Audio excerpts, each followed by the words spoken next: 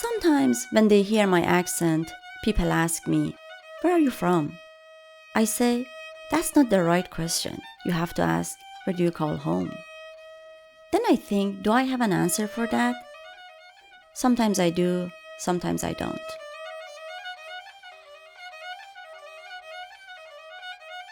When I was growing up, my grandparents had a big orchard full of fruit trees, oranges, pomegranate, walnuts. Each season, there was something to do. Make pomegranate paste, or tomato paste, or grind walnuts. Always enough for the whole year.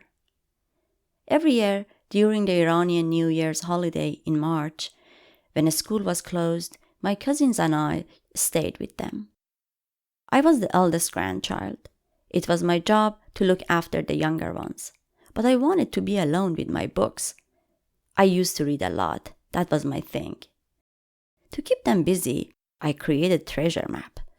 I drew it out on a piece of paper, gave it to them, and said, "This is an old house. There is a treasure here. Go find it." They headed outside, and after a few hours, they came back, covered with mud, and of course there was no treasure. Now, 30 years later, all of us cousins are scattered around the world. We left Iran. My grandparents have passed away. I don't know how the orchard is now, how that house is.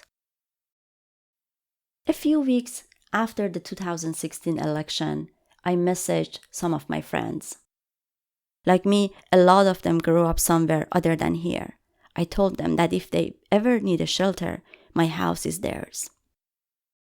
It was not until then that I realized that here in the Bay Area, thousands of miles away from that forgotten orchard, I'm always trying to somehow create that kind of a space with lots of plants, animals, and food, my own treasured space.